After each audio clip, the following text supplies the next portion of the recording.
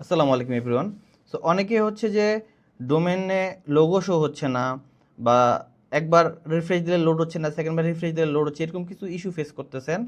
So যদি আপনারা এই টাইপের কোনো প্রবলেম ফেস করেন, সবার আগে কি করতে হবে, আপনি আপনার অ্যাপ.স্টোরেজে লগ ইন করবেন। লগ ইন করার পর ম্যানেজ শপে যাবেন।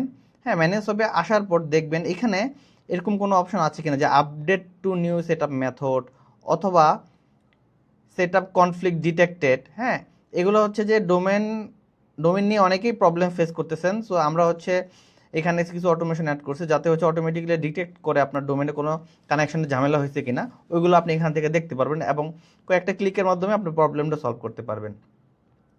সো যারা ফার্স্ট অফ অল হচ্ছে যাদের হচ্ছে ডোমেন লোড হতে একটু সময় নিচ্ছে, বা হচ্ছে ডোমেনে লোগো আসতেছে না, বা হচ্ছে যে আপনার এরর আসতেছে, আপনারা ফার্স্টে ম্যানেজ শপে যাবেন, গিয়ে দেখবেন এখানে ইস্যুটা আছে কিনা, এই টাইপের একটা ওয়ার্নিং অথবা এই টাইপের কোনো upgrade two new set up method, এই টাইপের কোনো অপশন আছে কিনা। যদি থাকে তার মানে আপনাকে এটা চেঞ্জ করতে হবে, আপনার এক্সিস্টিং যেভাবে সেট আপ করছেন এখানে কোনো ঝামেলা আছে। সো সিম্পলি কী করতে হবে, এটা একটা সিনারিও, এটা আরেকটা সিনারিও। এটা হচ্ছে আপনাদেরই কিছু, আমাদেরই কিছু ক্লায়েন্টেরই আমি ডিরেক্ট ওনাদের অ্যাক্সেস নিয়ে আমি ওখানে ঢুকে দেখাচ্ছি আমি আপনাদেরকে। সো এখানে হচ্ছে যে কী করতে হবে, সিম্পলি আপনার হচ্ছে ম্যানেজ শপে যাবেন। যাওয়ার পর যদি আপনি update two new set up method পান, সিম্পলি কী করবেন, আপনি এইখানে যাবেন update two new set up method, গিয়ে are you want to sure option আসবে, আপনি সিম্পলি দিয়ে দিবেন যে ইয়েস মাইগ্রেশন। এটা যখন দিবেন আপনার হচ্ছে নতুন করে জিনিসটা সেট আপ হবে। সো এখানে সেট আপ হওয়ার পর মাইগ্রেশন ইন প্রোগ্রেস এই অপশনটা আসবে। এটা আসার পর আপনাকে 2-3 মিনিট ওয়েট করতে হবে। 2-3 মিনিট ওয়েট করার পর যদি আবার রিফ্রেশ দেন, আপনার এটা চেঞ্জ হয়ে যাবে।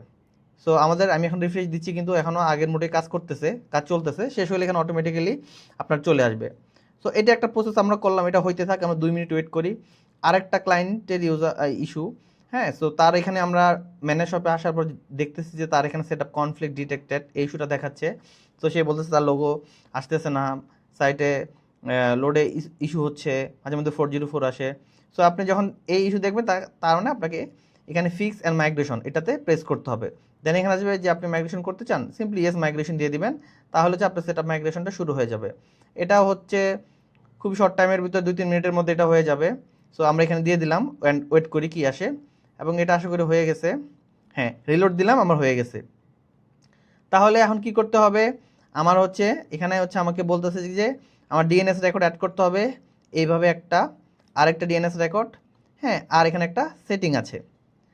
সো এই প্রসেসটা যদি আপনি ফুললি বুঝতে চান, খুব সুন্দর একটা অপশন আছে, সেটা হচ্ছে হলো এই যে আমি যদি দেখাই, এই যে এখানে যদি আপনি মাউসটা নিয়ে যান, আপনি এখানে হচ্ছে যে ওয়াচ ভিডিও টিউটোরিয়াল দেখাচ্ছে। সো আপনি যদি সিম্পলি হচ্ছে এখানে প্রেস করেন, আচ্ছা আমি হচ্ছে আমার এটা একটু সরাই নিই। সো আপনি যদি এখানে হোভার করেন দেখবেন যে ওয়াচ ভিডিও টিউটোরিয়াল। হ্যাঁ, সো এখান থেকে হচ্ছে আপনি ডোমেনটা কীভাবে কানেকশন করবেন, ডোমেন কীভাবে কানেক্ট করবেন, ক্লিক করলে ওই ভিডিওটা চলে আসবে। সো এই ভিডিওটা সবাই দেখেন, দেখে হচ্ছে যে আপনার ক্লাউডফ্লেয়ারে অ্যাকাউন্ট ক্রিয়েট করেন। অ্যাকাউন্ট ক্রিয়েট করে আপনার যদি অলরেডি অ্যাকাউন্ট ক্রিয়েট করা থাকে, আগে যদি কোনো রেকর্ড থাকে যে রেকর্ডটা আপনার প্রয়োজন নাই, কোনো ইউজ কেস নাই, ওই রেকর্ডগুলো আপনি ফেলে দিবেন। ফেলে দিয়ে এখানে যতগুলো রেকর্ড দেওয়া আছে এই 2টা রেকর্ড মাস্ট অ্যাড করবেন। সো আমরা যদি যাই একটু সামনের দিকে, যে ক্লাউডফ্লেয়ার অ্যাকাউন্ট,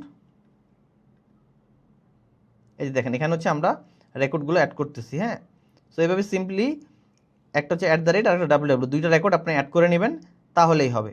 ঠিক আছে, সো এটা অলরেডি হয়ে গেছে। এখন যদি আমরা ওইটাতে যাই, এখানে যদি রিফ্রেশ দেই, বুম, এটাও হয়ে গেছে।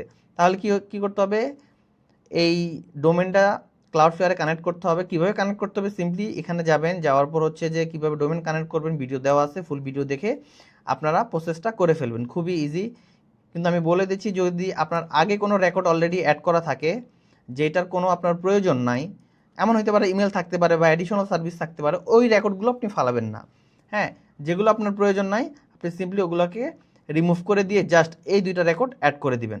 হ্যাঁ, সো যদি অলরেডি www থাকে www ফালাই দিবেন, জাস্ট ভিডিও টিউটোরিয়াল ফলো করেন, ইজি হয়ে যাবে। সো আশা করি এই 2টা সিনারিও ছাড়া আর কারো কোনো সিনারিও নাই, 2টা দিয়ে আপনাদের সবার প্রবলেম সলভ হয়ে যাবে। So thank you so much.